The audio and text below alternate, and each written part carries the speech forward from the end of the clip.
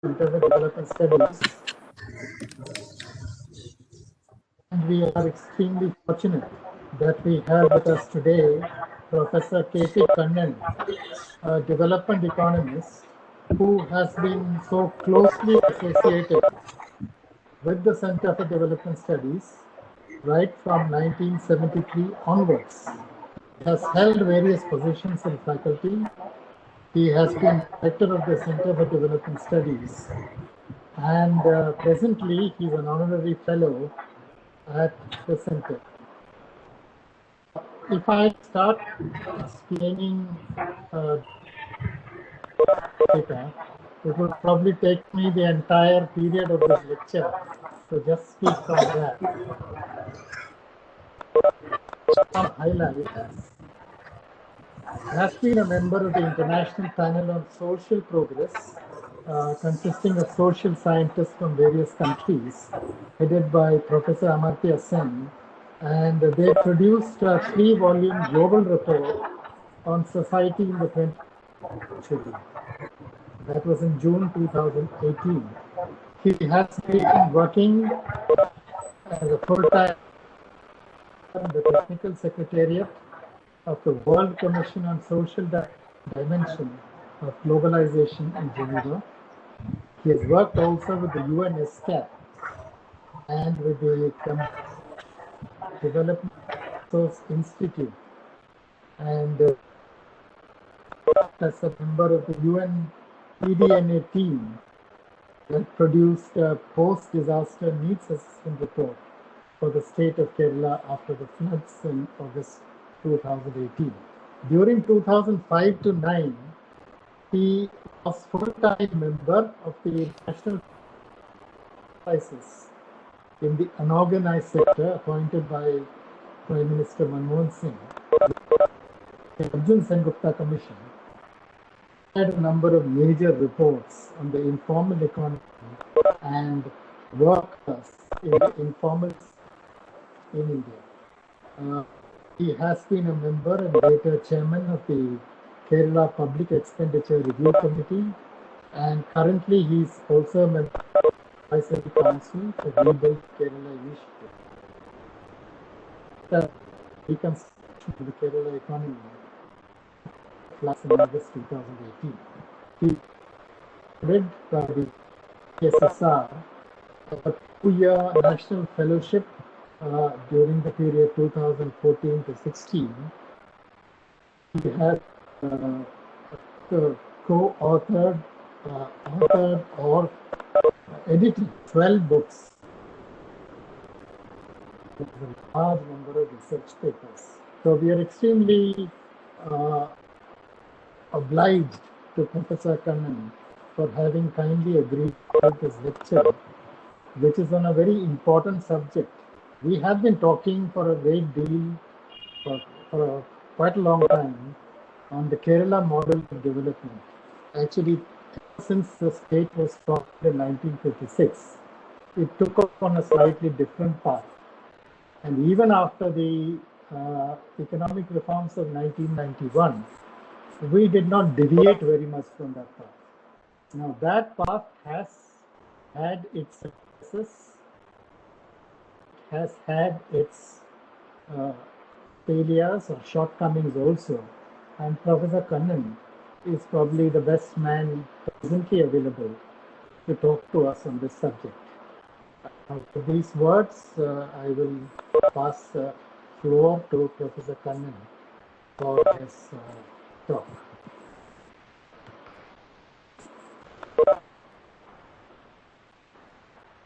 Professor Kannan, I think you're muted.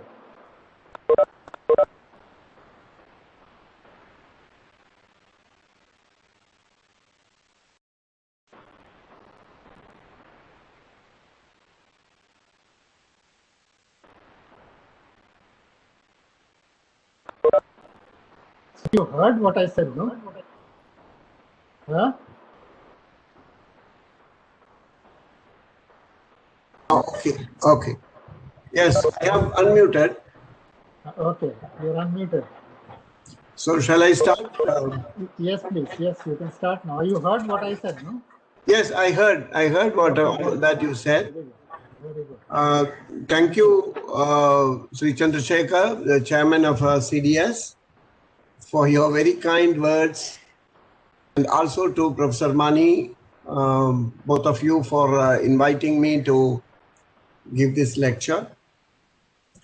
I chose this subject for three important reasons. One is, of course, what is going on in Kerala, India, and rest of the world, the COVID pandemic, that I think we all know is going to be a watermark in whatever we are going to say about economy, polity, or the society. Life is not going to be as it used to be, and therefore I think we need to probably take stock of what has happened so far. For Kerala, there is a particular reason, because Kerala went through two shocks, exogenous shocks, in the great floods of August 2018, followed by another one in 2019 with somewhat less intensity, and then the pandemic. The third reason that I thought this might be a interesting topic to discuss is that the Center for Development Studies is completing 50 years of its existence. And it is the work of the center through its publication of the book Poverty, Unemployment and Development Policy, a case study with special reference to Kerala, sponsored by the UN Committee on Development Planning and published by them. But when I do this, I am quite aware that quite an amount of literature already exists on these subjects. And one may ask, what is the special reason for revisiting the Kerala model of development? My answer to that is,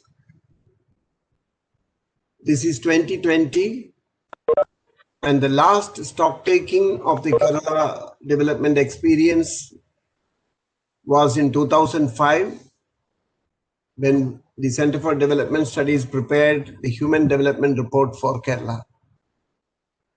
And that had used data up to 2002 or so.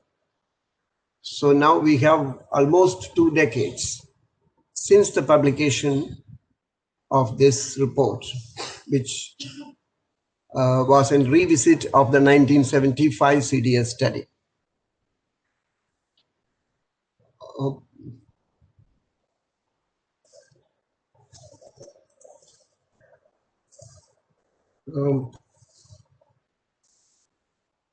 Now,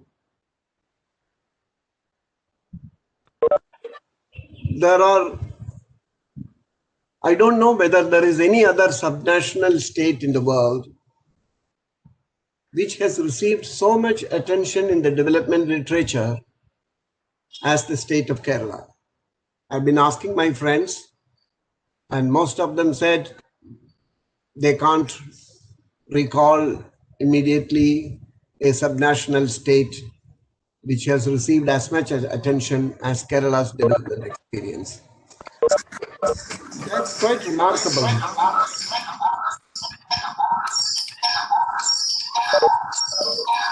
When there is some disturbance, I don't know. Okay, the disturbance is over now. When the CDS 1975 study was published, it immediately got the attention of development institutions and other academic scholars.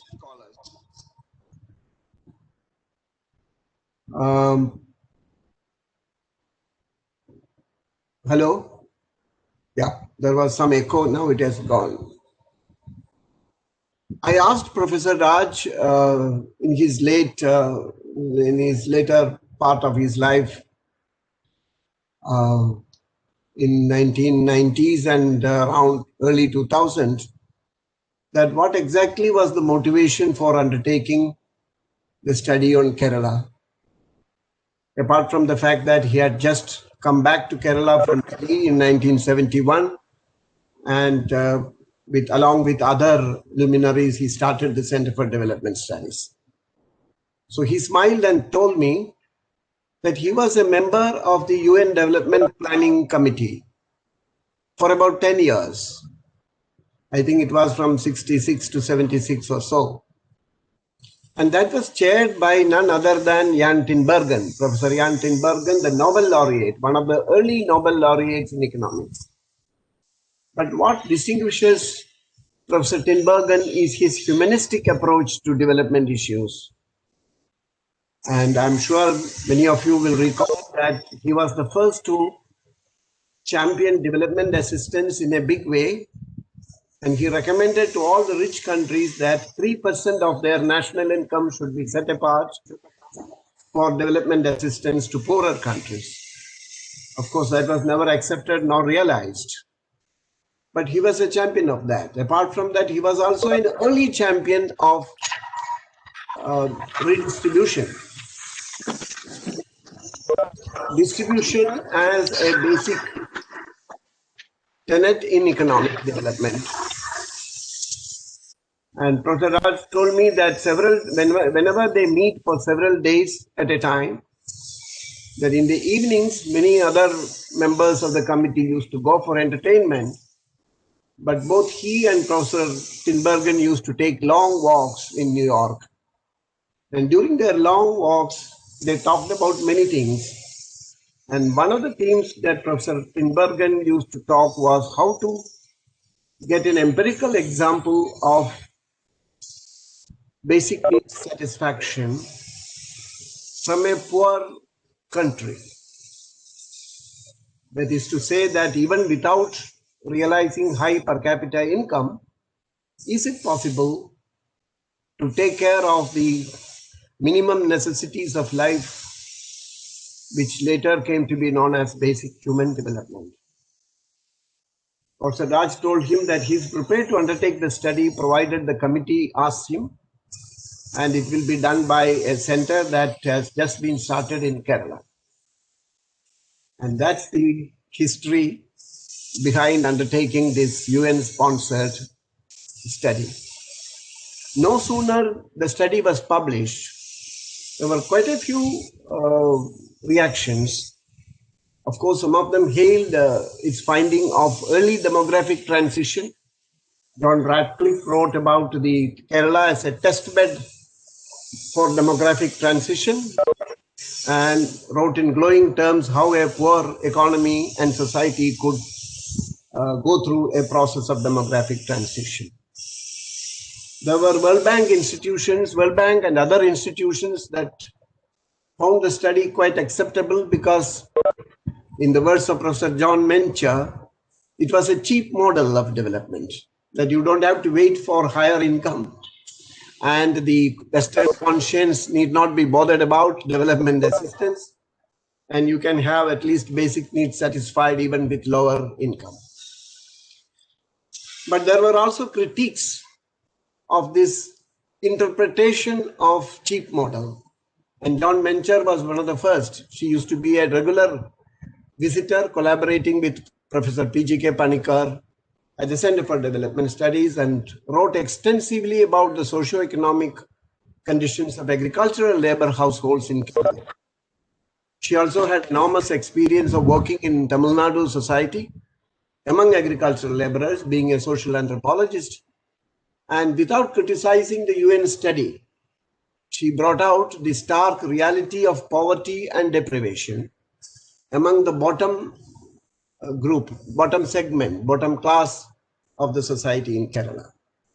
Interestingly, P.G.K. Panikkar also wrote a number of papers on agricultural laborers. And all these together later came to be known, not exactly in a very fine taste, that Kerala is going through, what Kerala represents is a lopsided development. You have high human development, but with low economic growth. Professor Panikar's book, along with Dr. C.R. Soman, on the health status of Kerala was subtitled as high social development, high health development with low economic growth. I think that interpretation of the Kerala model of development got stuck for quite a long time. Although there were other critics like Joseph Taramangalam, a sociologist of Indian origin in Canada, who criticized the model in its fundamental principles of social development, saying that what is going through in Kerala is the perils of social development at the cost of economic growth.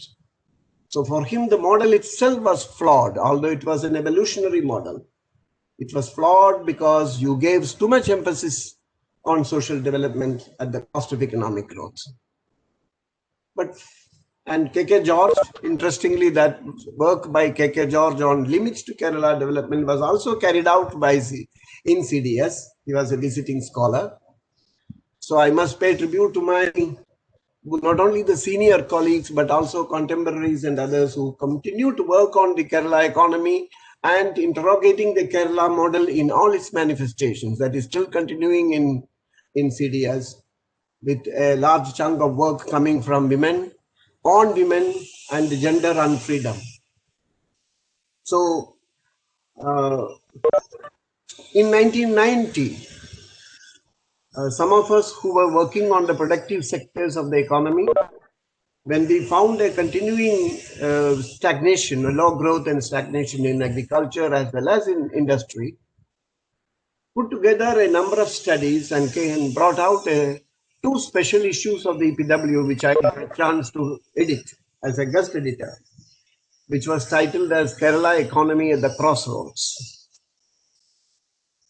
And we found, and that I try to theorize, that the so-called lopsided growth in Kerala, although we didn't use the word lopsided, was a result of the annual flow of significant amounts of remittances that disequilibrated the productive sectors of the economy, agriculture and industry, because the labor price went up, wages went up as a result of boom in construction that resulted in an exodus of labor from agriculture to construction.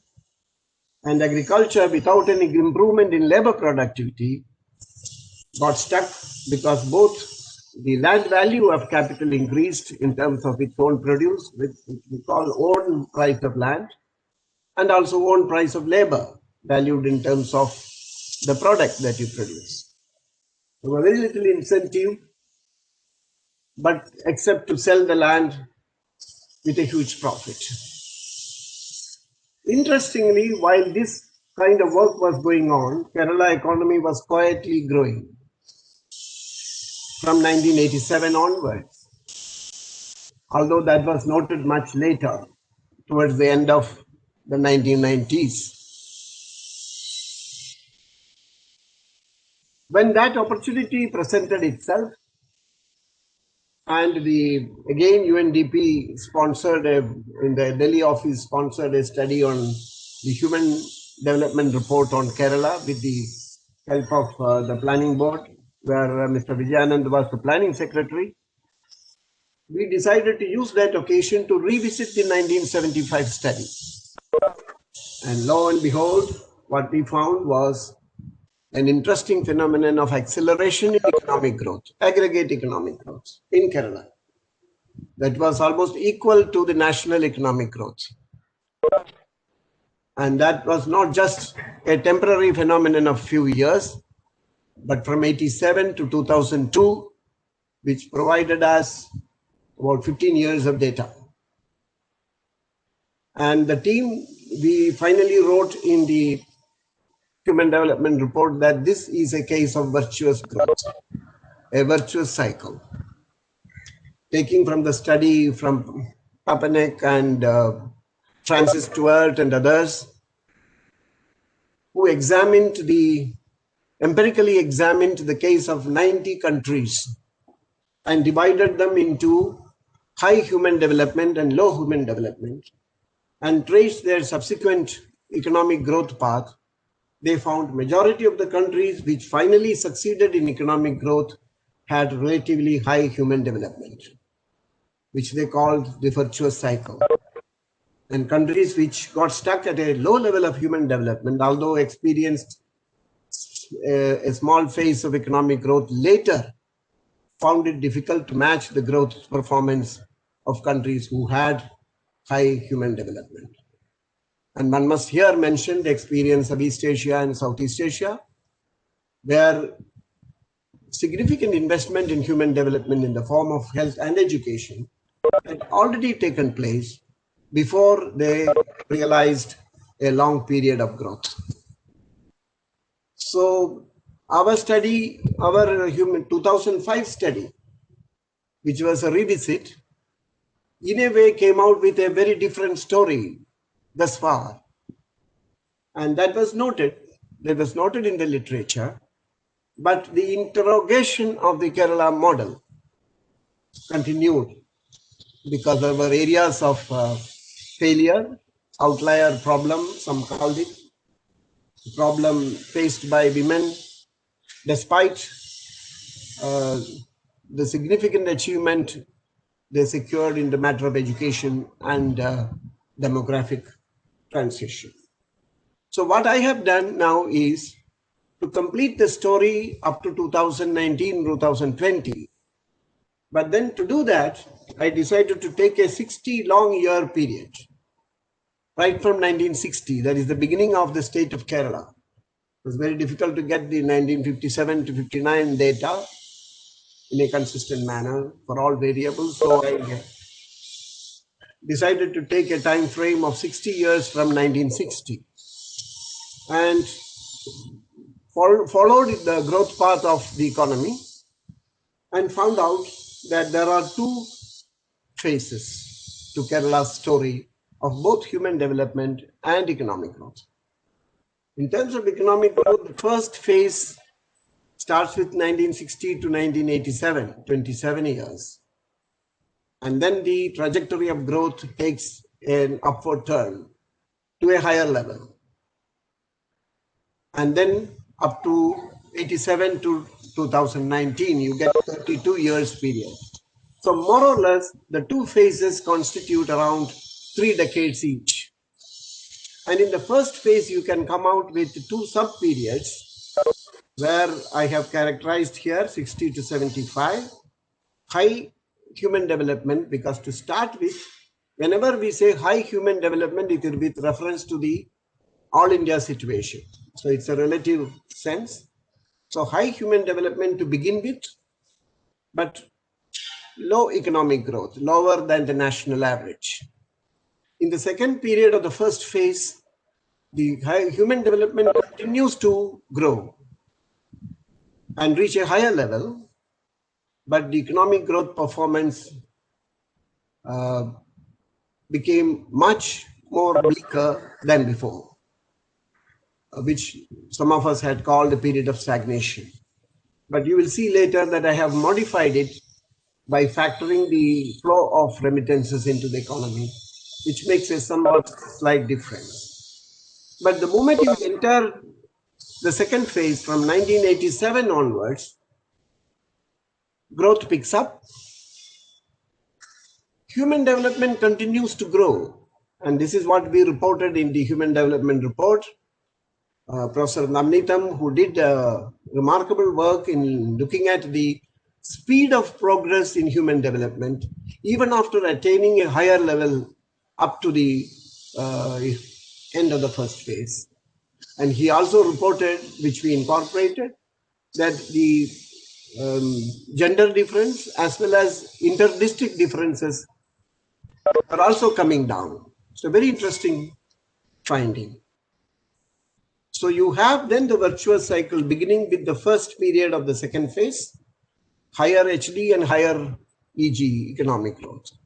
In the second period, with which I am now added the data, 99, that is the end of the 20th century, beginning of the 21st century, up to now, almost 2 decades, you have still higher human development indicators, and a acceleration in the growth process, in the aggregate growth numbers. So the virtuous cycle that we hypothesized has already passed one stage and got into a second stage. So HD with a lag leads to higher economic growth, which feeds back into HD, higher human development, which again become the reason for still higher economic growth. So that virtuous cycle has come to stay. And I'm going to show you those numbers a little later. But before that, I would make the following statements without showing the numbers, because we all know about human development indicators of Kerala, whether it is demographic indicators, health indicators, basic education indicators, or women's health indicators, in a whole range of indicators. They are much above the national average, and in most cases, it is the rank one is maintained, in most, if not all. So a continuous record of human development ahead of all India and major states. In several specific indicators of HD, if you see the National Family Health Survey, India's overall record is behind Kerala by more than 30 years. That's the distance. If you currently, for example, take the IMR, infant mortality rate of Kerala is about 5.6, not even 6, as against 40 for all India. This 40 for all India was Kerala's 1980 figure. So it's a 40-year gap. So at this rate of progress, as Kerala has gone through, the country as a whole will take another 40 years to reach an infant mortality rate of 6 per 1,000 live births. So that's the kind of gap that has now come about. Now, Kerala's record has not only surpassed major states in India. When I look at South Asia, it is much above South Asia, which is not saying much, but it's also now above the average attainment of East and Southeast Asia. That's an interesting thing I want to share with you. In this, I must emphasize the educational achievement given its foundational character, because education is at the core of all these human development change in human development indicators. Now, if you take the education, which is the only figure I'm going to show, you can see the difference. I take a 35-year period because of the data, I think. So basically covering my second phase. And I'm taking the 15 to 59-year-old adults, which we call the working age population, because that's the most important segment in the population from a developmental point of view, economic development point of view. Around 18.5, 19% was the share of people with at least a secondary level of education in 83. 35 years later, among men, it's now 57%. The national average is, to begin with, it was not bad, 16, but now it is 46. So the gap has increased. Within the secondary and above, I also want to show, because I have a purpose later on, I separate graduates and above. Just 3% in Kerala were graduates, as against 3.8 nationally, and around 13% 35 years later among men. But among women, it is from 2.3%, the jump is to 17.5%, or almost 18% of them are graduates in this adult population, as against 10% rest of India, or all India, not rest of India, all India. The reason for men lower than women in this case is, I assume, or I presume, due to international migration, labor migration, where in the Gulf, 80% of Kerala migrants are single men. So that's why probably that you have a lower percentage, because if you look at the enrollment data, both men and women are more or less same now, maybe with a slight edge for men in the higher levels. But the most interesting part is the younger generation, 20 to 39 years, which I take because you need to reach at least 20 years to become a graduate. That's why this group is 20 to 39. And the younger generation, around 20% were educated by definition of secondary and above. And now it is about 68% for men as against 52 for the country. And for graduates, it is 4% to 19%. But look at the women, from 16% among the younger generation, it is 73% with secondary and above. This is one of the remarkable achievements in education, I would say. We are discounting about quality. That's a separate problem as a whole, which we had flagged in the earlier report. But if you take the graduates from 3.7% to 29% of the younger generation women are now at least a graduate degree or above. So here this 19% for men and 29% for women doesn't bother me much, because I think the difference is due to international migration.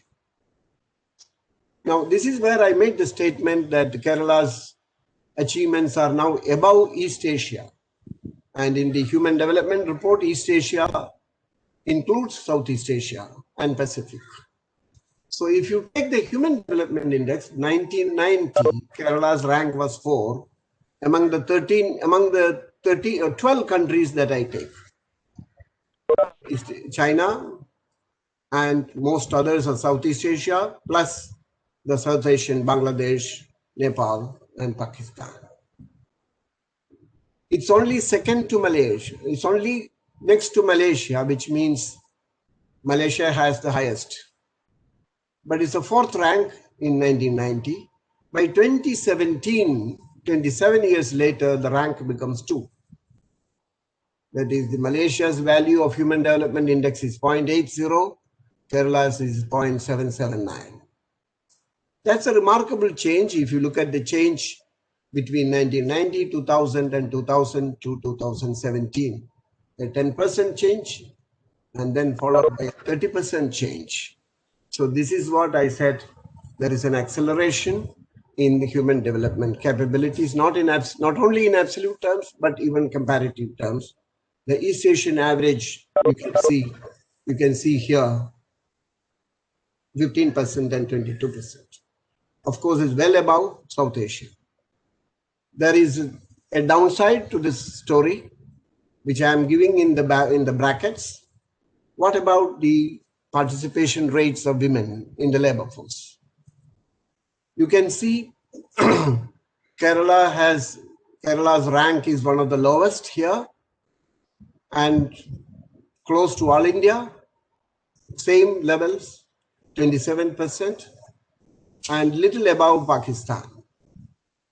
You can see all other countries, the labor force participation rates of women are quite high, and Vietnam is one of the most impressive ones with 73%.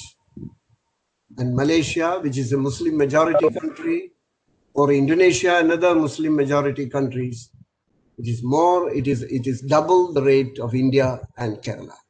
So that downside story will come later. This is the most important table that I want to share with you. When I take the 60-year period of human development and economic growth linkage. So human development story, we are taking it for granted that it remains at a higher level and also improving. If you take the aggregate economic growth, Kerala didn't have an advantage. Is the advantage India, that is the Indian growth rate is slightly better than the Kerala growth rate. Not in the first phase. The first phase you will see it is 3, but Indian economy is 3.6. Now I have 2 rows for Kerala, and that's an important distinction because the starred one Kerala economy modified state income takes into account the annual flow of remittance every year and added to the state income. I believe that is more realistic because that transfer of money from abroad to the Kerala economy to the household economy constitutes the disposable income from which they make decisions about consumption and investment.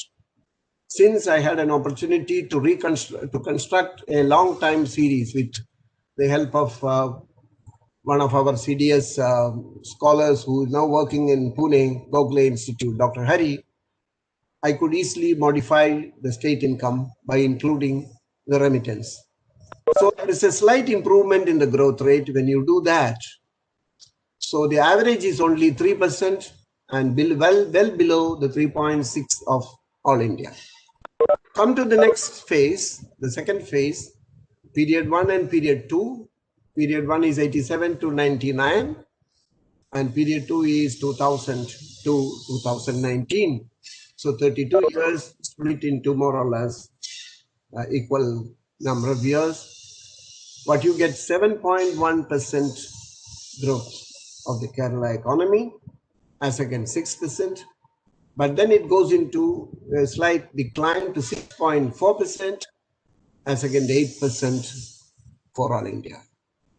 So the average for the second phase is 7 as against 7.2. So Kerala doesn't have an advantage here. The advantage that it gains because of its demographic behavior. So I present to you the population growth in Kerala and population growth in India.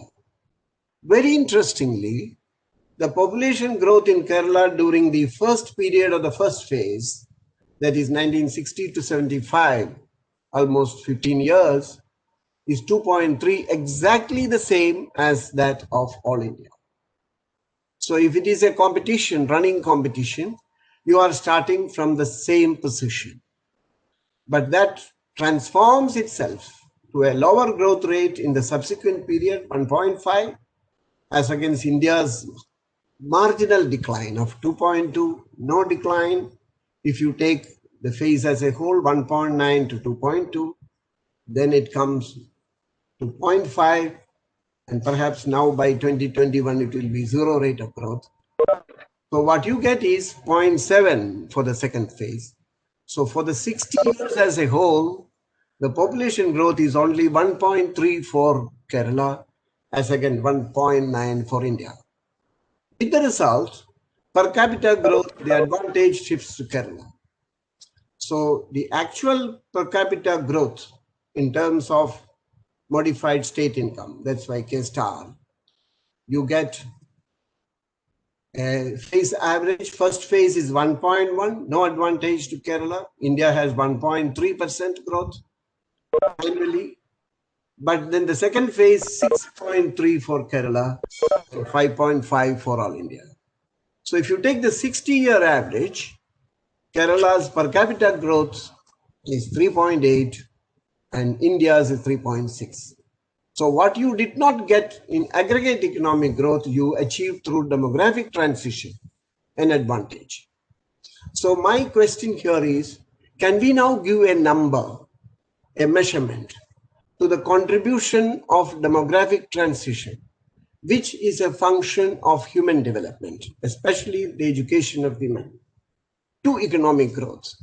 And I have that here because if population growth in Kerala were the same as Indian population growth, IPG, Indian population growth, what would have been the per capita growth? And I get that 0.8 here for the first phase, and the second phase I get 5.3. Then for overall, I get 1.9. So if Kerala had followed the same population growth rate or the same demographic path, it would have lost its advantage in per capita economic growth.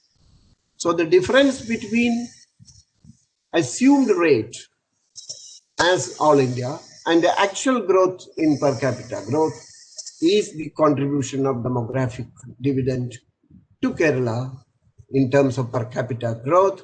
And that works out to, you can see that first phase it is just 0.3, second phase it is 0.9.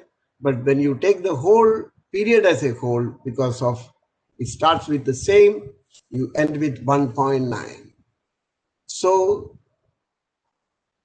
in Kerala's per capita growth, half of it is the direct contribution of demographic transition. And for me, this 1.9% per annum is a substantial contribution. It is equal to the contribution in real terms, in output terms. 1.9 plus 1.9 makes it 3.8. So that's the first part of the story. And in the second part, I want to tell you another measurement. What is the contribution of remittances to economic growth? Because we know that remittances formed a very significant part of the state income. By 1980, it became 10% in equivalence to state income, going up to 23, 24% by 2004, 5, 6. And 2013 onwards, there has been a slight decrease. So if you take the 50-year period of remittance, the average works out 14% of the remittance is equal to 14% of the state income, which is a significant one. So what I do is here, I am subject to correction here, but I think it is not too much out of the range to interpret it, that I take the first phase economic growth without the remittance added to it, annual remittance. There is a small multiplier effect here because although in the 60s and until mid 70s there was no remittance at all, not much, and then it only picked up very slowly, and there was no, it was a controlled regime, so there was no advantage in terms of foreign exchange depreciation. So I take this growth rate, first phase, first 30 years, 27 years, 2.6 as the growth rate that the Kerala economy achieved without the outside money, more or less, some small in the from 80 to 86, that's the period. But the story changes in the second phase when remittance becomes a significant part of or a significant share of the disposable income. Kerala ends up with 7% growth rate. So I want to take the difference between this growth rate, which is primarily by the direct remittance plus the multiplier effect of that remittance results in expansion of construction in the service sector, tourism, hotels, restaurants, private education, health, and so on. So this 7 minus 2.6, 4.4 to me is the contribution of remittances to Kerala's aggregate economic growth. So that's a significant number. So this is what I have written. The first contribution of human development is through demographic transition, and the measurement comes out to 1.5% annual rate of growth. And the role of remittance, which is a function of the human development that we argued, is 4.4%. So very significant contribution to economic growth flowing from the human development effort.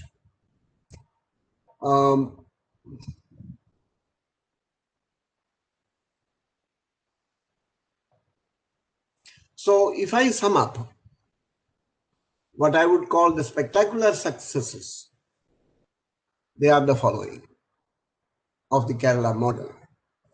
I now call it a model. I will tell you in the end that there is an evolutionary character to this model, and the fact that this virtuous cycle has been demonstrated, it is qualified to call as a model in the evolutionary sense.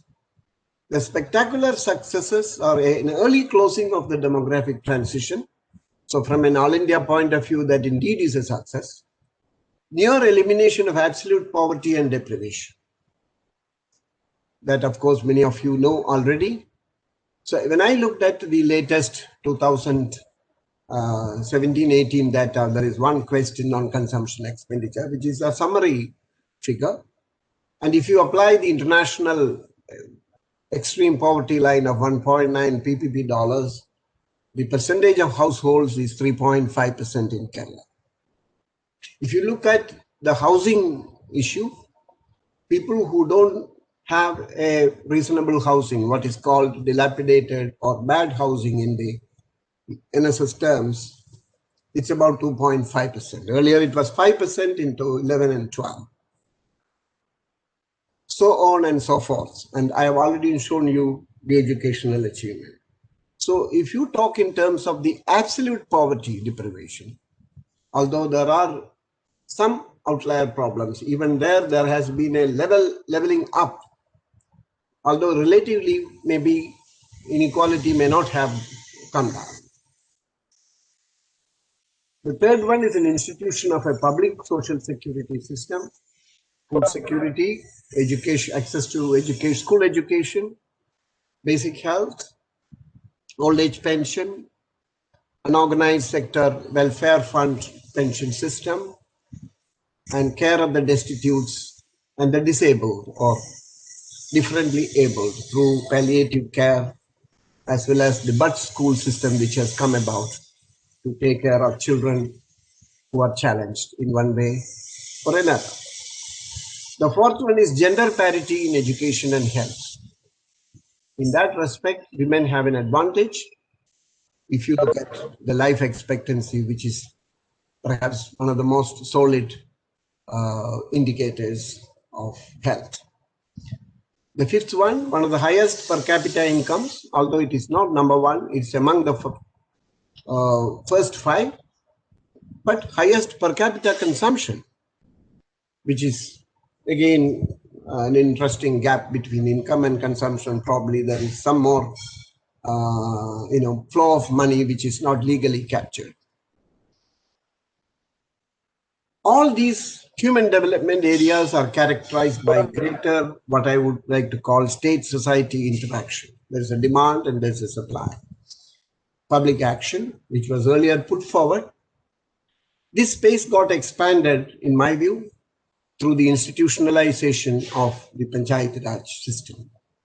Because now there is a greater interaction between people and government institutions when local government has been charged with looking after school education, primary and secondary healthcare centers, social security pension distribution, and so on.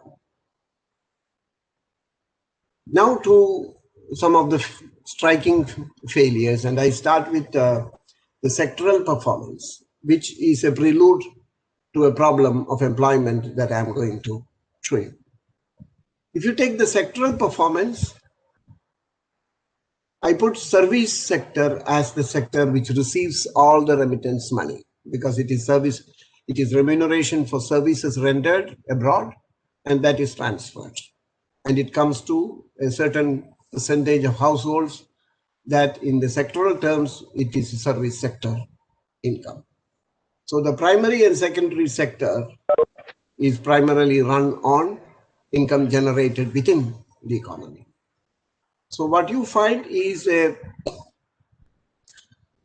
growth pattern where the primary sector's performance is almost dismal. As I said, there are various reasons, because remittances itself cause a disequilibration in the primary sector investment decisions. And the secondary sector performance is not all that bad, but we must remember here it includes construction. But when I look at construction and manufacturing separately, manufacturing is also not doing very badly. It's about 5% rate of growth for the whole period, and construction is 7.5. So recent times there has been a slightly better performance of the manufacturing sector, which is somewhat of a good news. But the main contributor is the service sector, where you have seen that in the second phase it is 8.6% per annum. It's not very different from the All India pattern too. So service sector growth is the story, whether you take Kerala or the India as a whole. But for Kerala, it is much more so than All India.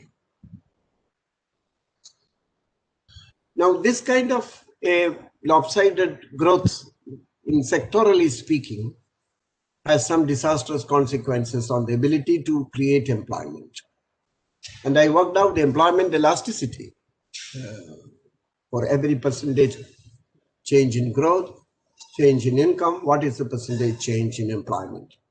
And you see the negative figures in the primary sector where there is a collapse of employment. And in the star here, there is also a decline in output in growth terms. So what you find here is since 2004-5, Kerala economy is characterized by a jobless growth or job loss growth. What I wrote about all India is basically a phenomenon from 11-12, but it seems Kerala started earlier in terms of net job loss in the economy. And I want to show you that in terms of the absolute numbers by showing the three sectors. In 2004-5, which is the year where the employment peaked in recent times, 130 lakh people in the workforce. 48 million was in the primary sector. And by 2017-18, it reduced to 22 lakhs. A loss of job, a loss of an exodus of 26 lakh people. In the secondary, from 33 to 34, there's a net increase, very marginal, 1.2 lakh. But manufacturing lost as high as 5.8 lakh, which means technological change or modern technology driven growth is characterizing the manufacturing sector.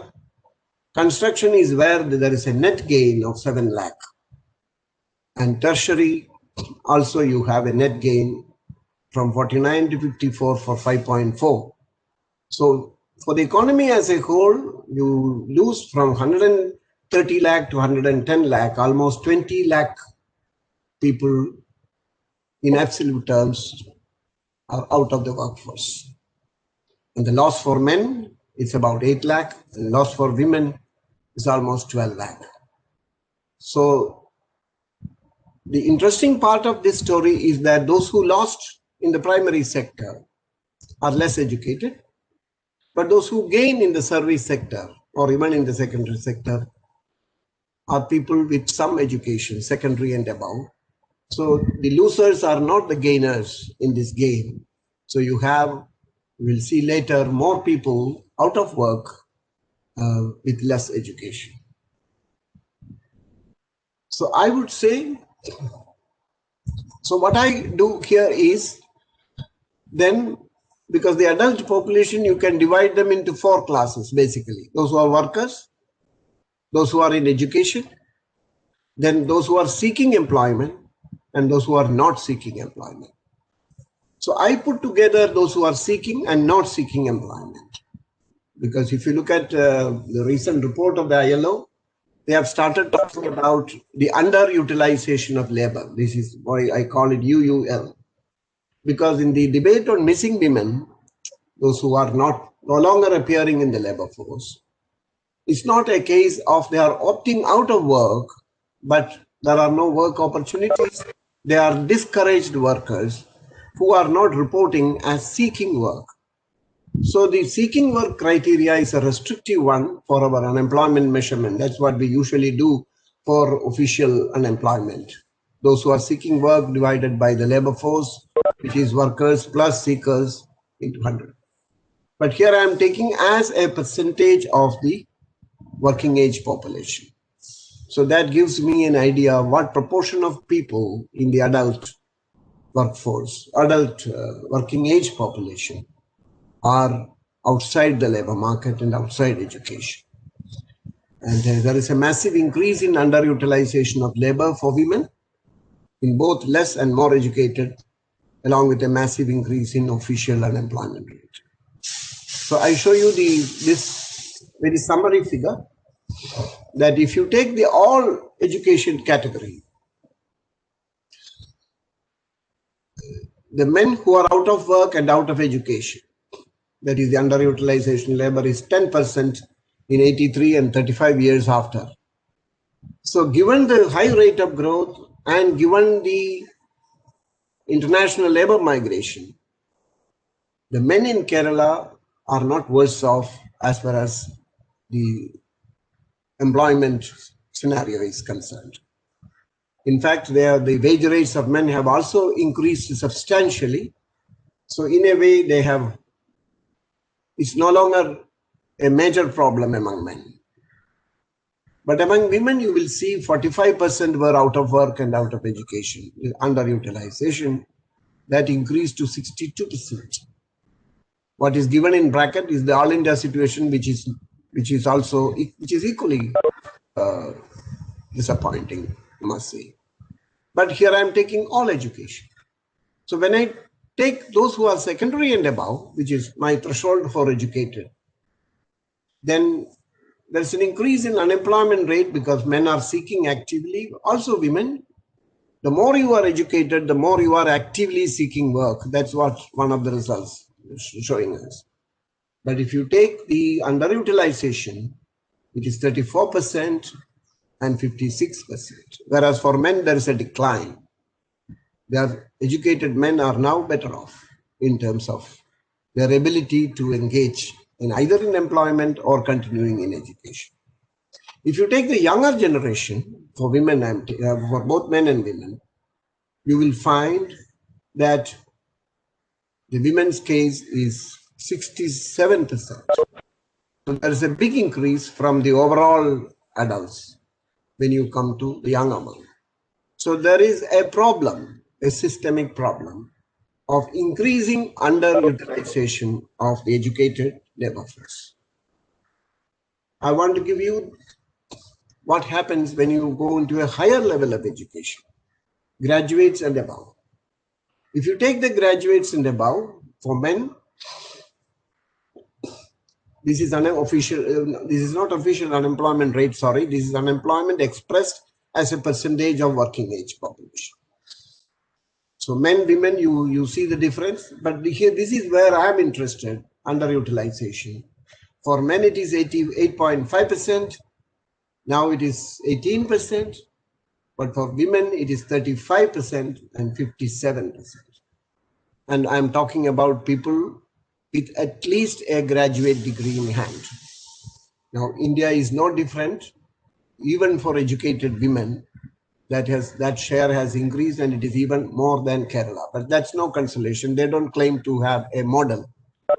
Here we are now claiming there is a model of development. The younger generation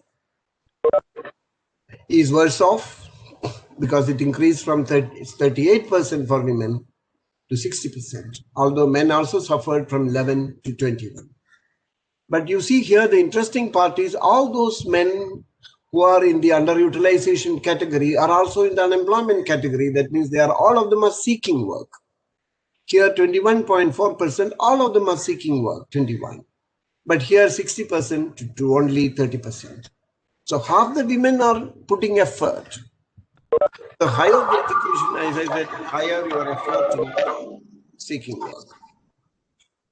Here I just want to give you a number of the wastage in the highly educated category.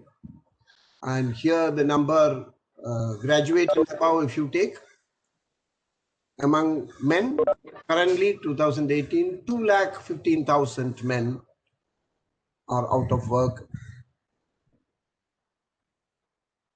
Whereas for women, it's almost 11 lakh, 10.9. For the younger age group, it is 8.8 lakh, 8.9 lakhs, and 1.7.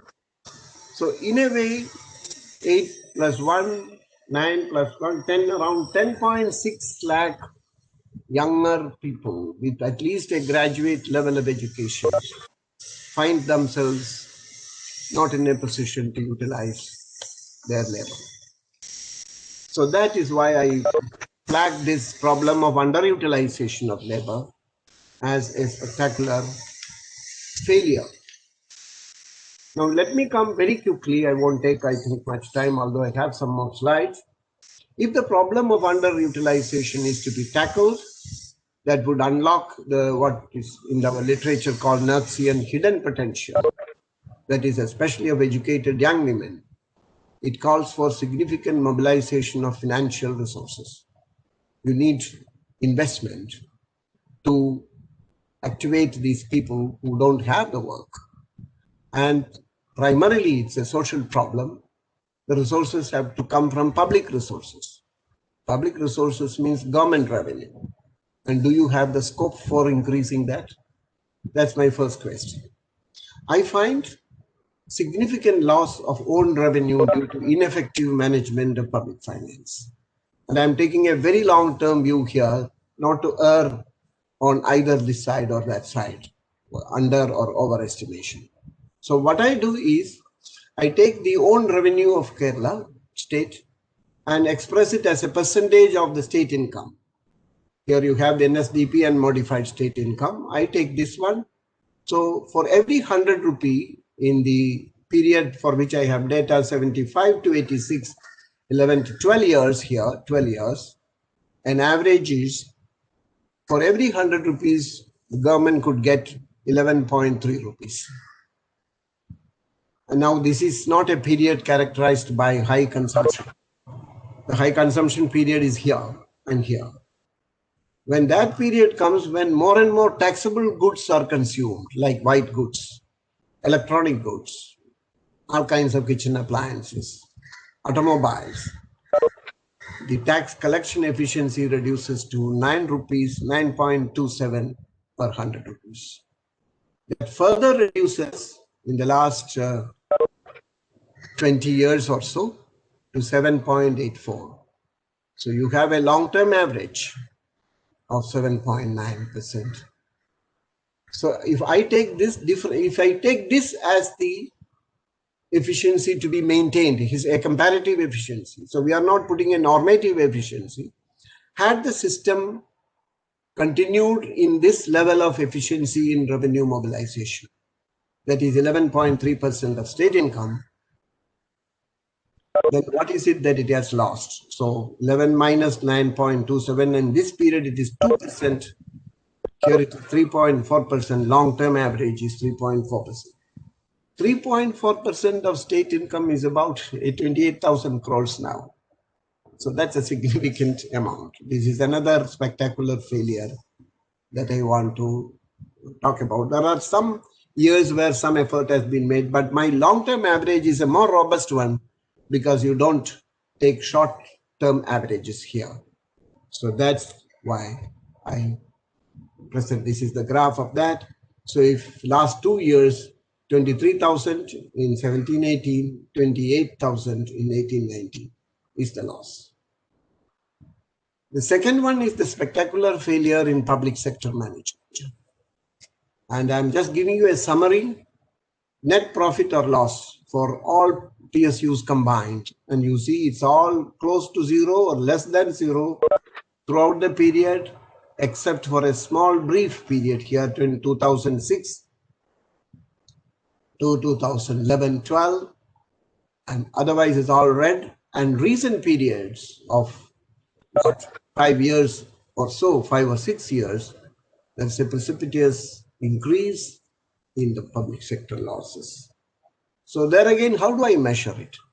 I want to express it again, as I said, in the revenue loss as a percentage of own revenue or as a percentage of state income. And this is it for the first phase of this, the first period of the second phase. Now, I give 3 different figures here.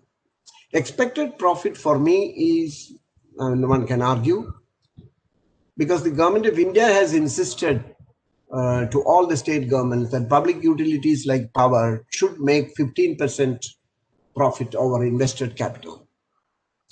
Now, some of us might think it's a tall claim. So what I did was, I expected profit, I take at least 10% of the invested capital. Why 10%? The state government goes and borrows money now and pays an interest of 10%.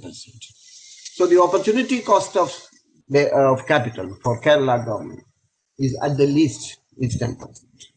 So if you expect a 10% overall profit for all combined public sector, then you get an additional income of 1.77% of the state income. But actual, what happens is an actual loss of 1.15% of state income. So the real loss is equal to 1.92% of the state income. So if for the whole period it is 1.13%, which is which comes around 8,000 crores of rupees or so. That means you are not getting the 10% and you are in addition spending another 1% of your state income to support them. So it's a negative kind of situation. And I'm giving an example for the last 2 years here. This is invested capital, actual loss, expected profit, real loss, and real loss as percentage of own revenue. Now, the latest own revenue available data, 18-19, is I think it's around 62,000 crores. So if you had realized this expected profit, it would have been 10% more than that. So instead of that, what you have lost is close to 12% equivalence in own revenue. So there is another one which I have not been able to measure. It's a very exercise or time-consuming exercise, data availability. The sunk costs in infrastructure projects which are not completed even after decades, 30, 40, 50, 60 years, irrigation projects, what would have been the loss? So I only make a statement here, but not in a position to measure. So the question is, how did this duality come about? When on the whole, you have done very well in closing the gap between HD and EG, but I said primarily it is motivated contribution of the human development to economic growth. But public economic management has failed, and the examples that I have shown. Now, when it comes to the human development issues, there is a high level of public action and state-society interaction. K.K. George made I think his implicit assumption was that the social expenditure out of public resources is what is sustaining human development in Kerala. That need not necessarily be true historically. A lot of research has gone into the social processes of change, the contribution of social reform movements, plus radical political activism that included literacy, out of school education, a whole range of things that what I call the emergence of a social economy, movement-oriented institutions that has spent their efforts in enhancing the literacy and educational levels of people, in giving health education, in giving environmental education, in talking about gender inequality, in a whole range of things that comes from the expansion of the social economy. Of course, social economy has also a cash economy, the cooperatives, but they are not for profit. The trusts, the movements, the voluntary institutions. So there is, I think, we need to talk about, and it's an area for new research, I suppose, the contribution of the social economy in Kerala's development. Not much work has been done in this area, especially on the role of the cooperative economy and the role of the non-cash economy, which is basically voluntarism. There is also a corollary to it. There is a simultaneous expansion of the economy of creative arts and culture that itself creates an economy. You take cinema, music, theater, performing arts, a whole range of activities that create economy. And there is a support system for that in terms of production, services, and a market for that, not both internally and externally in the Gulf. So there's a economy of creative arts and culture supported by a larger economy of culture, where there are people who are working as ordinary workers to support the system. We need to measure that also. This is also the expansion of such a cultural economy, in my view, is also a contribution of the human development achievements that Kerala has so far made. But all this coming under the public action also acts as a countervailing power Whenever there is a deficiency in human development issues like education, hospitals not working, drinking water not being delivered, there will be a big action, a big movement. But no such effective public action when it comes to public economic management, because that is not something that affects people in an everyday life experience. What if a irrigation project is not completed? Who gets worked up? Because it doesn't affect them directly. Unlike education, health, or social security, or ration, or various other kinds of things where the benefits also come individually, not just in its collective sense. No social economy either in this segment, in the public economic management, is an exclusive preserve of the administrative system. Therefore, no compelling pressure on party political regimes in power to deliver on public economic management, unlike the pressure put on delivering on things which are related to human development or social development. You can also talk about the decline of value-based politics, because value-based politics would have addressed the public economic management in a more effective manner if you have visionary leadership and a public interest above sectional interest. And there is also a problem of moral hazard in a democracy, because you promise something during election, but you do not really deliver the way that you have promised. And it's not just a unique problem for Kerala, but it's an endemic problem in most democracies. But politics of bargaining and coalition building has come to stay. And that demands a kind of distributive politics, not redistributive, distributive politics, that is sharing power, sharing officers, sharing the public resources. So what we call rent seeking. It's not just the worst form of rent seeking, that is corruption from project money. So Palarivattam project, that may be a very classic case of corruption as rent seeking. But there are various other forms of rent seeking when the offices of profit are being divided up. So aggregation of sectional interest-based politics compromises on public economic efficiency. So there is no compelling pressure from the system. Then the whole politics is based on distributive politics based on coalitional interests. So that is perhaps that could explain this new dualism in the economic performance of the state. But the time has come that business as usual may not be adequate or even feasible in a post-pandemic world, because there are issues that are now staring at both India and Kerala and several other countries, and there will be change. What kind of change, we do not know. But for the Kerala situation, I would say there are four factors that need to be factored, since Kerala is talking about the creation of a new Kerala as a matter of government objective. One is factoring environmental sustainability.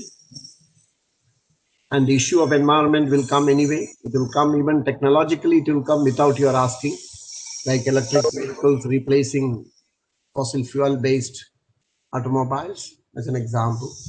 Factoring public health as a priority, yes, the health sector will not be the same as we used to be, driven by curative system. Confronting gender unfreedom to unlock the hidden potential of educated women. That, of course, is more of a Kerala problem, although it may be shared by the rest of the country also. And that measurement I have shown you in terms of the number of people who are just waiting to be used in terms of their abilities. Factoring uncertainties in international labor migration, because there are second and third generation issues, but there are also issues now covering what kind of Gulf. For example, the Gulf economies, they have started localizing the employment, the labor market, and what impact it will have, and what kind of, maybe there are going to be a new market for labor in the international labor market for health workers. So there could be a situation of advantage, but there could be a situation of disadvantage. But the whole argument is to look at it, factor it, and be prepared for it. So will the government listen? Will the above factors find a place in what I feel as yet unarticulated vision of the new Kerala? The talk about new Kerala is there, but we just don't know what are the elements. What is the roadmap, or what is the perspective within which a new Kerala is going to be worked out? Thank you very much. I'm sorry if I have taken more time than I should. Thank you, Professor Kannan. I think it was a very different kind of a talk in that you presented many significant factors which I at least didn't know.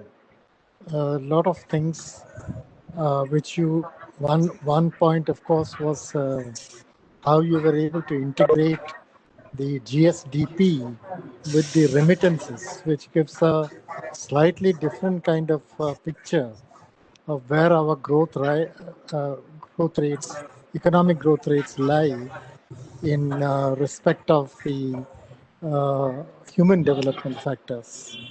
Then the whole idea of unemployment and the way it has been growing, it's significant. I mean, what you mentioned was something like 20 lakh people are not employed. This is less than what it was a couple of decades ago. This is a significant factor. And you have mentioned the public finance management part of it, how the share that should have gone to government and which could have been used for productive expenditure, that is not available. That's actually come down over a period of time. So the challenges are considerable, and I thank you very much for having taken the trouble to present it so effectively. If there are any questions, this is the time when we can ask Professor Kannan to respond.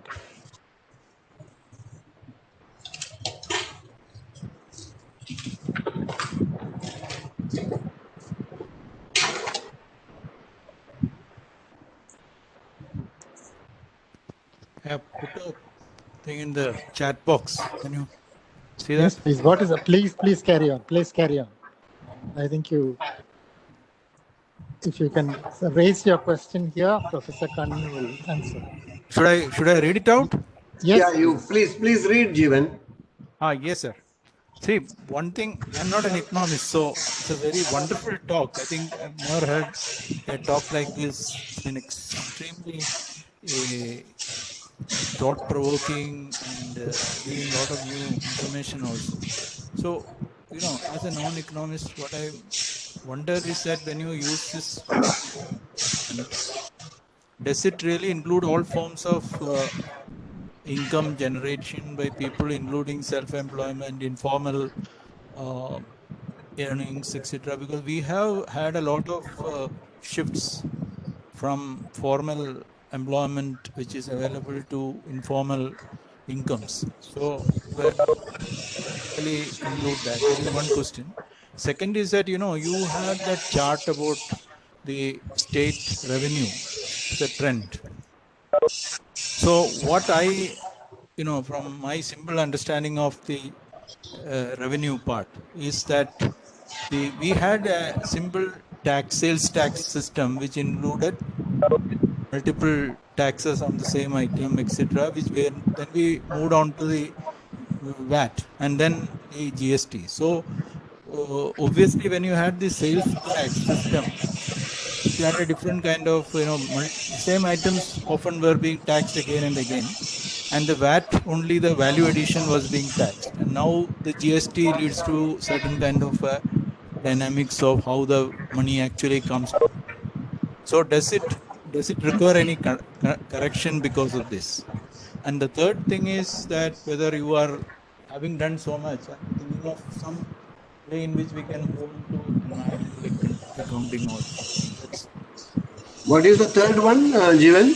Whether you are thinking of some environmental accounting to supplement this this kind of exercise. Yeah. As an environmentalist, I'm asking.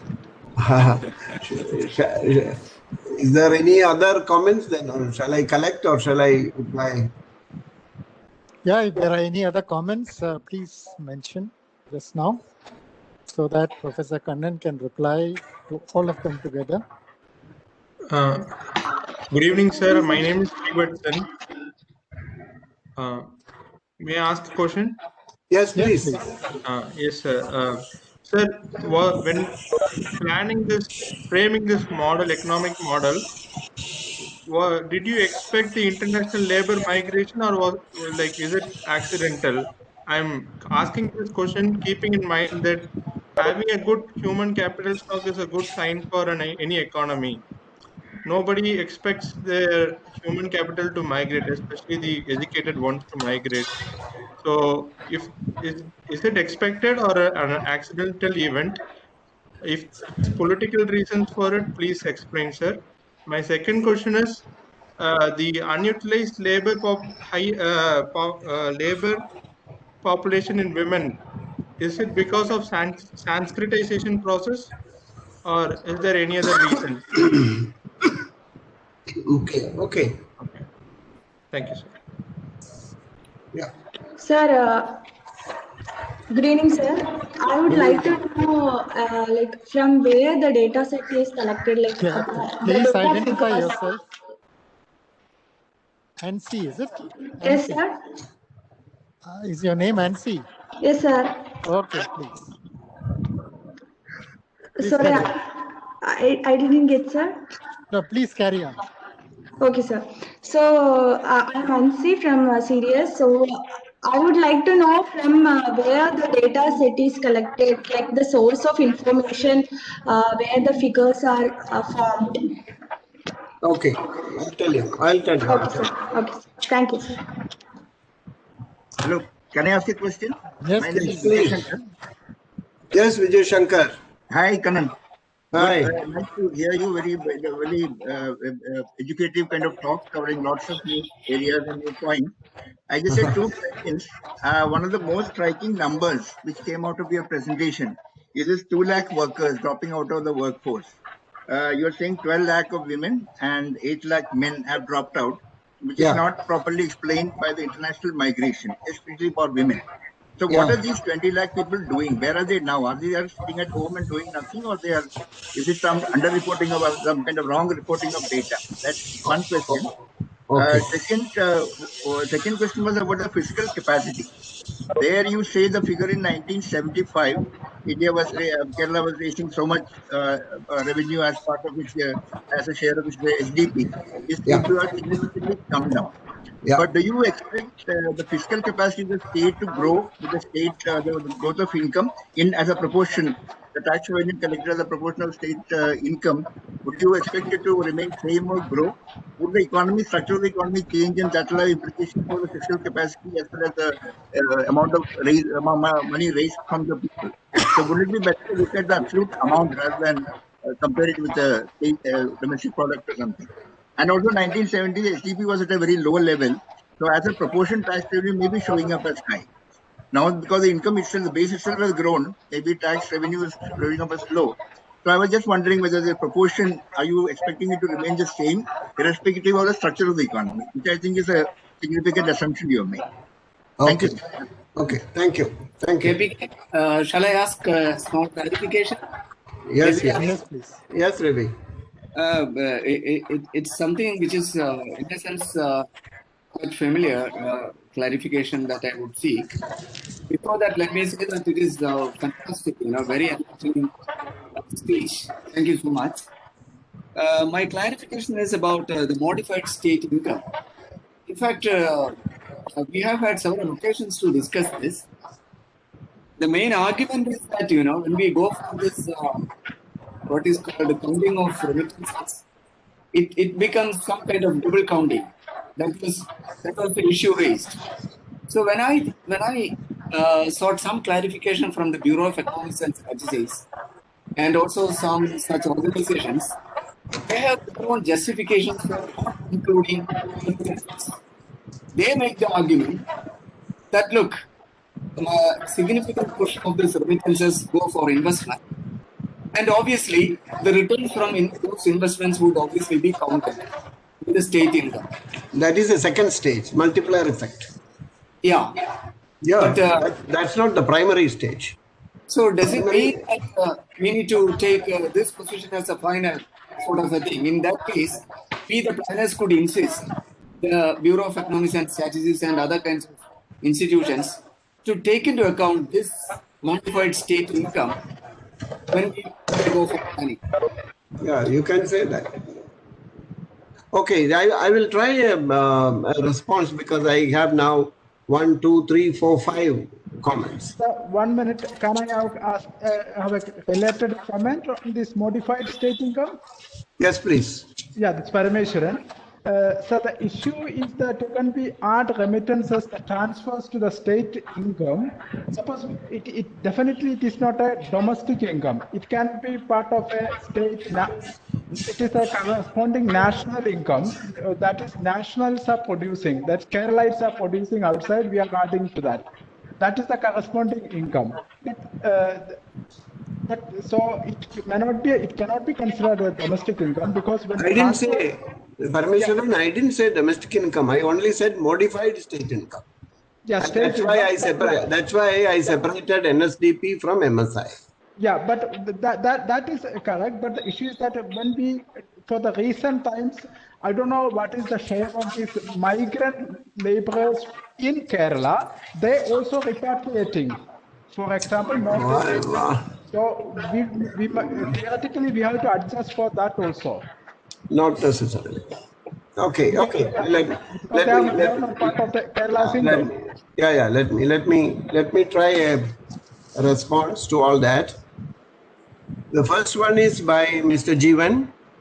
Jeevan, I did not show any employment figures. What I showed was people who are unemployed and people who are unemployed but not seeking work. That is the underutilization of labor.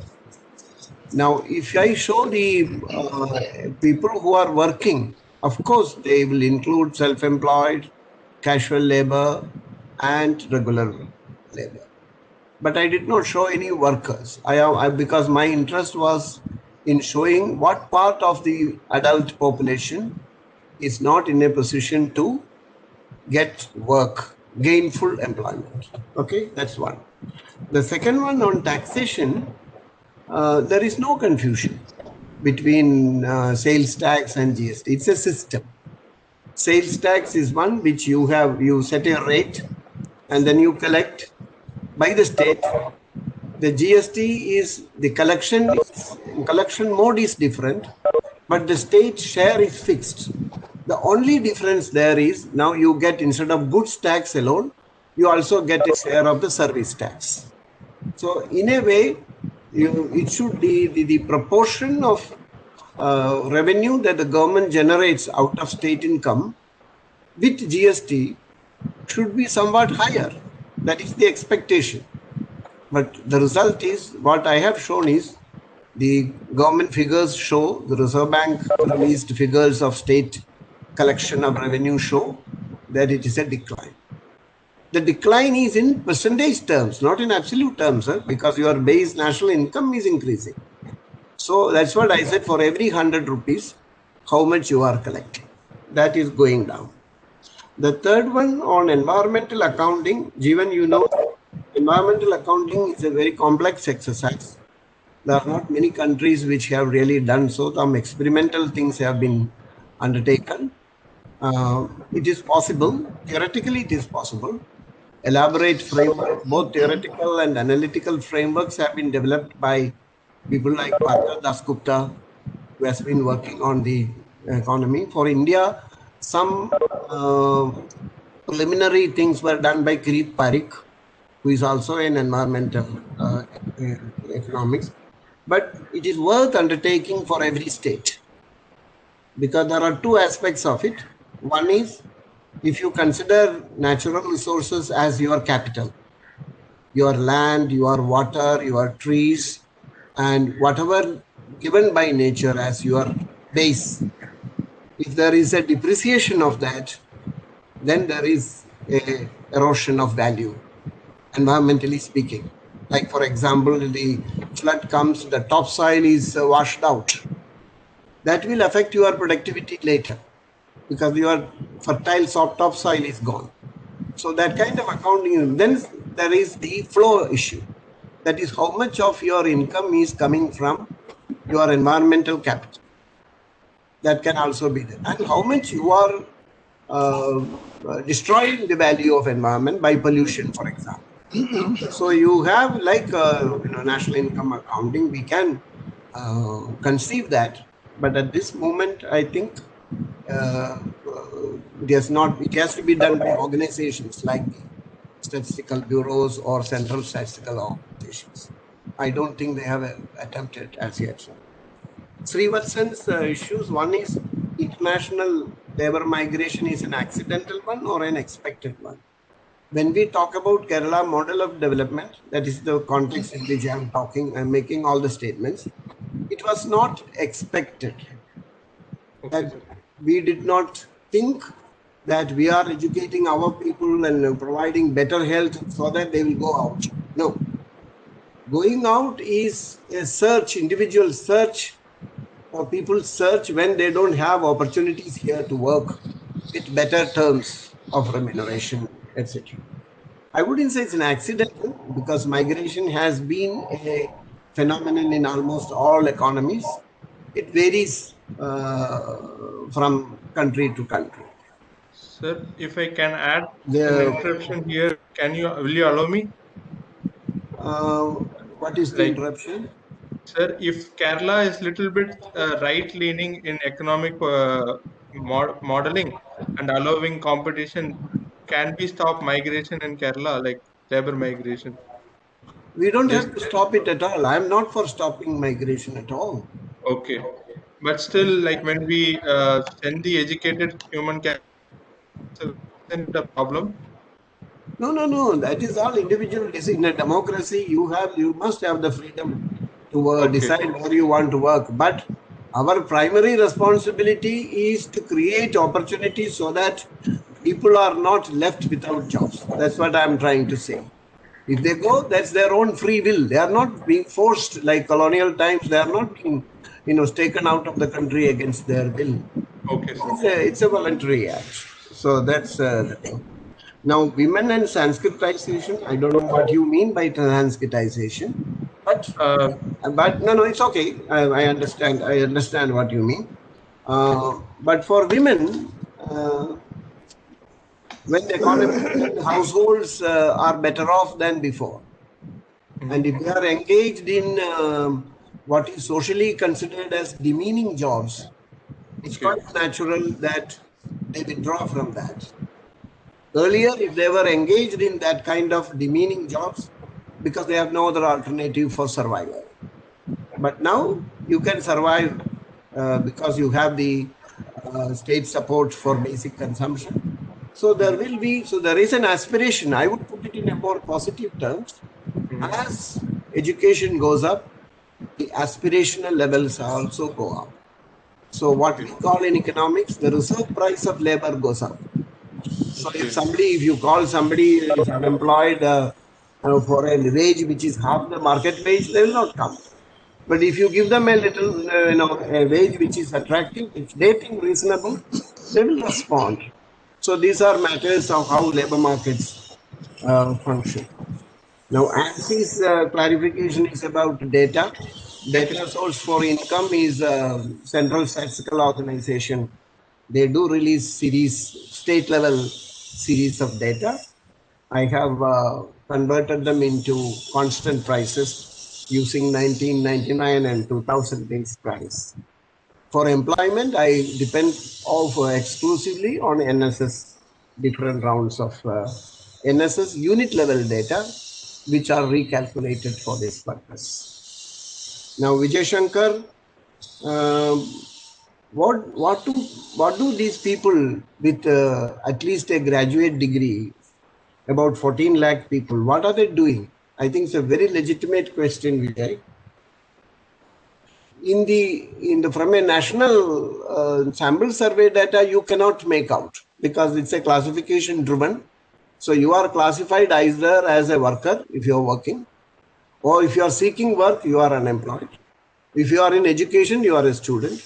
If you are not in any of these, you are other, which means in ordinary parlance, you are sitting at home.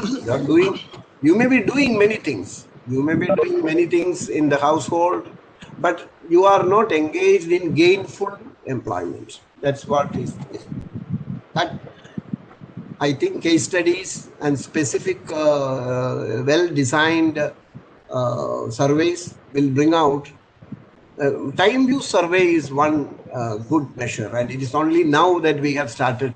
There was a 2007 time use survey, 2007 or 8, in a pilot mode in 7 states in India, that found that in terms of number of hours, women work 54 hours a week, and men work about 50 hours a week. So there was an almost 10% increase in the working hours of women, but without classifying whether they are economically remunerative or not. This is time use survey. Time use surveys will help you, but that doesn't mean much. We are talking about people who are not in a position to get reward by working, gainful employment, even after enhancing their educational capabilities. That's the question that I was asking about the time use survey actually. My question is about that actually. If you do a different way of measuring unemployment or employment, will this number reduce? That's what I was asking. Some measure like time use or something. Vijay Shankar, that is true. That's a time use survey, yes. But then even then the question of your gainful employment will not be solved unless that work that they do also bring them economic returns. Of course, there is an argument for making appropriate returns for household work, but that's an independent question. I am talking about people who are willing, and most of them, whenever you are in a higher education position, they are also seeking work, actively seeking work. At least a substantial part of them for women and fully for men. So that's also something to be noted. Now, fiscal capacity, it's a very simple measure I gave, Vijay Shankar. There is no room for confusion. I am talking about the proportion of money collected out of the state income. So it was 11.3 earlier, that got reduced to 8% and 7% or 7.9%. So even if you don't assume an increase in revenue, so my argument is even if you had maintained the historical performance, you would have got additional income to the tune of 28,000 crores. That's what I said. But your argument that with the increasing economic growth, therefore increasing per capita income, shouldn't there be scope for a better a higher tax collection ratio? Certainly. And I said already that taxable commodities are consumed more in the second phase because you have this entry of white goods in the consumption of majority of people, whether vehicles or fridges, washing machines, a whole range of things. So your tax collection ratio should have gone up. But my assumption is, at least if it had remained the same, what would have been the result? Okay. Now, Ravi's thing is there is no double counting in the state income.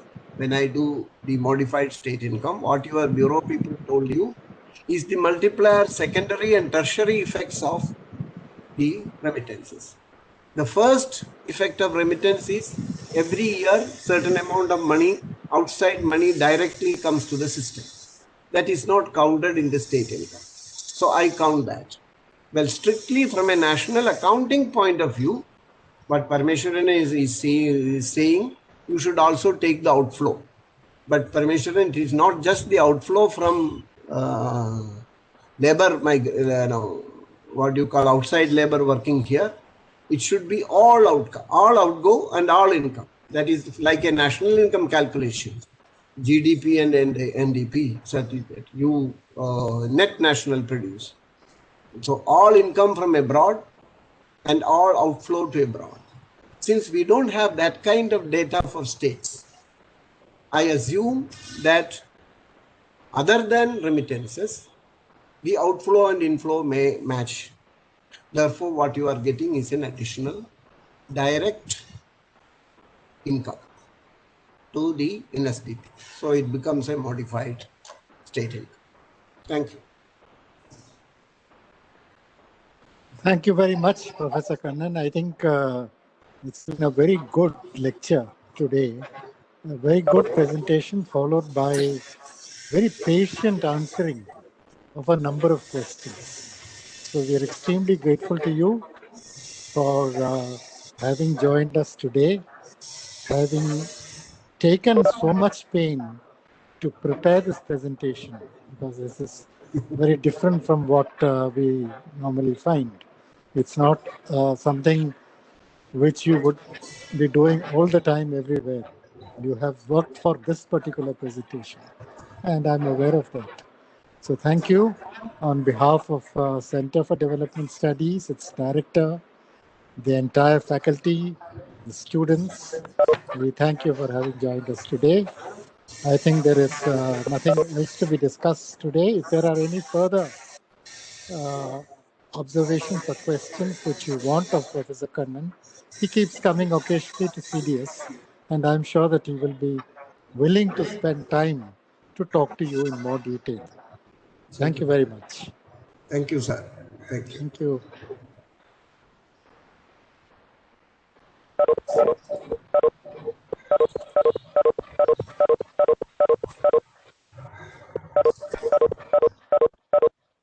Okay, KPK, thanks. Thank you so much. Okay. Okay. Kannan, that was a great lecture. Thank you. Okay, Sunil. So let me leave. You can press that red button down. Yeah. Red button is not coming. Or you just close the browser. Yeah.